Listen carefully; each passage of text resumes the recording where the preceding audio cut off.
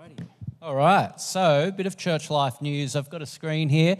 Church life update. So excited to share some exciting news, which is that starting next year, we're going to do a trial of a new service time for 11 a.m. and Ken Duong is absolutely pumped for this.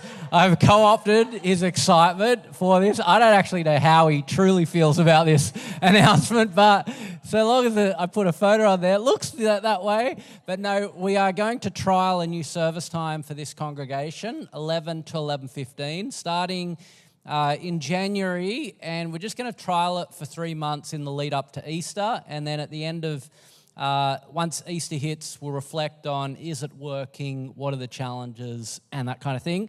Now, I know this will impact everyone in the room, and but I want to begin just by sharing why it is we've been thinking about this. I've been talking to the staff team for a while about it, all year in fact. Liv was one of the first people to say, I think we really need to do this, and that was way back in May, I think it was. And then in September, I grabbed a small group of people from this congregation just to talk to them about it and heard some really helpful pieces of feedback on the impact it'll have. But I just wanted to share with you, firstly, 4 reasons why we're trialing this and how it'll impact the ministry here. So why are we making this change? The first one is because we want to create a very welcoming experience for guests at 11 a.m. That's the first reason. Now, I receive feedback, been receiving feedback from welcoming teams for quite a while of just how difficult it can be to be welcoming people to 11 a.m. with 9:15 crowding out the foyer. And I don't know whether you know it. If you rock up late to 11 a.m., you won't know it. But new people are always here 10 minutes early.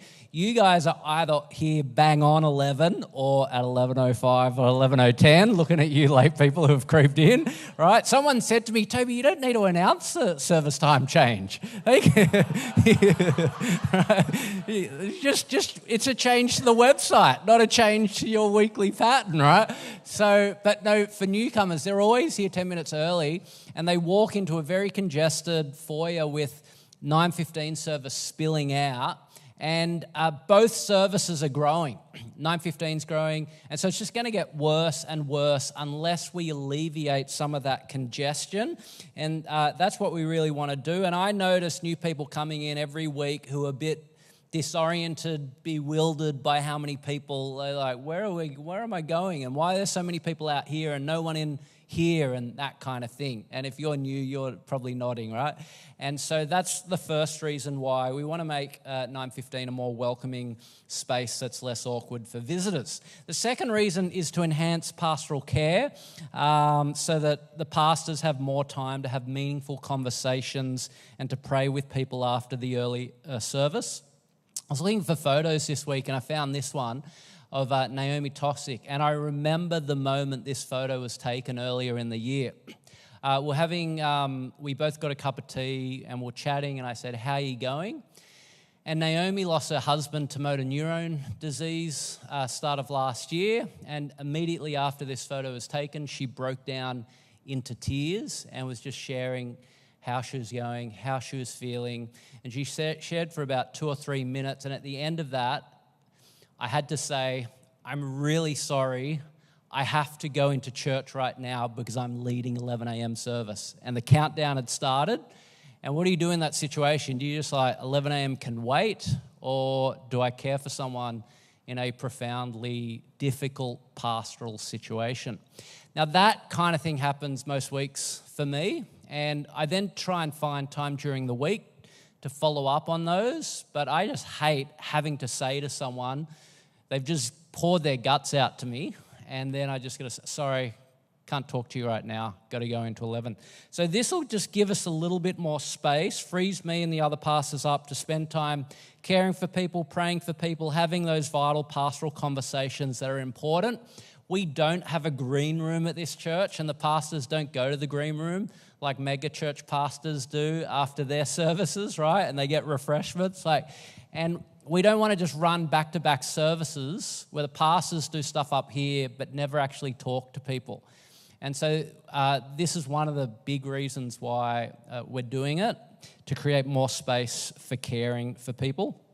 Third reason is to create a smoother transition for volunteers. So it can be a lot of pressure. I don't know whether you know, but there are a bunch of people in the service here, particularly the band. So Mike and Andrew and Jeremy and Ez and sometimes the AV team and people serving in kids ministry.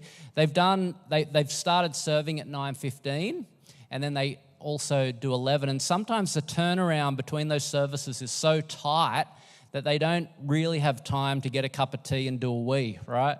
It's so rushed, and then often we're not doing our pre-service meeting for this service. And in that meeting, we meet in here, we pray for you guys, that God would speak to you today. We pray for new people who are coming, that God would open their eyes and touch their hearts. And so we're praying for those things, and often we're not getting that chance to do that because we're just so rushed. And so this change will also help that smoother transition for volunteers. And then the fourth reason is because it enables us to have a richer experience of church life and incorporate all the important aspects that we want to incorporate into our church services. Now, probably the biggest pushback on this service time change has been, why don't you just shorten the services?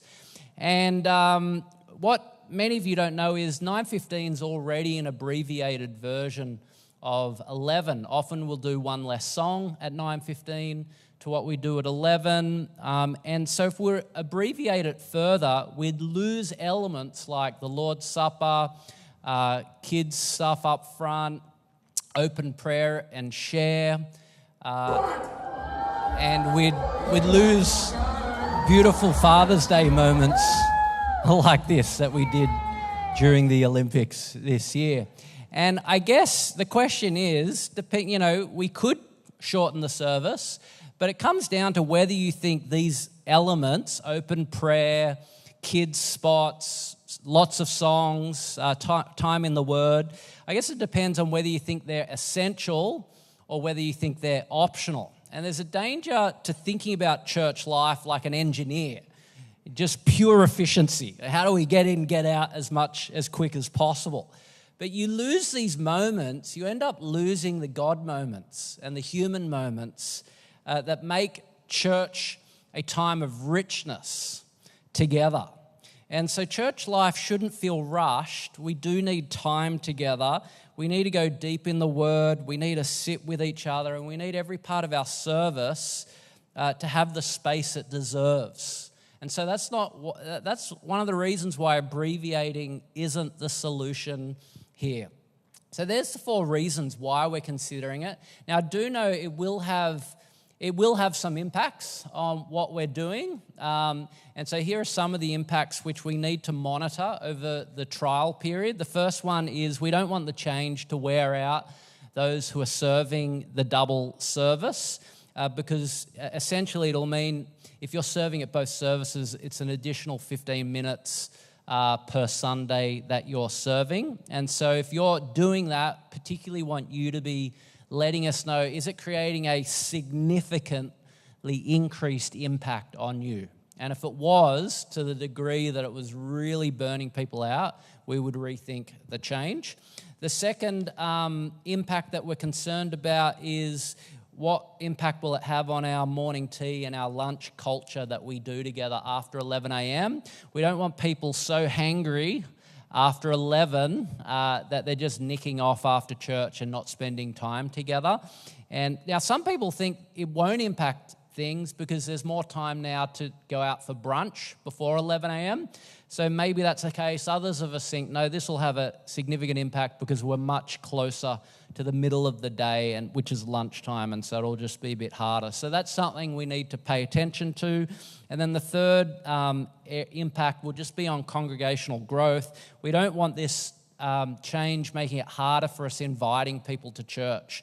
And it's no surprise, I'm really excited what's happening at 11 a.m.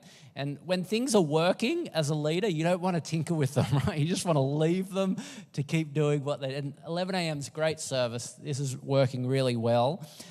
We have lots of visitors every week here, and so we just need to monitor. Is this impacting how many people are visiting church for the first time? And if it is having an impact on that, we'll revert back to 11 a.m. So there's some of the, there's 4 reasons why we're doing it, 3 reasons that we need to just be conscious of. Final thing I just want to say is a church that stops being willing to make changes is a church that doesn't have a history.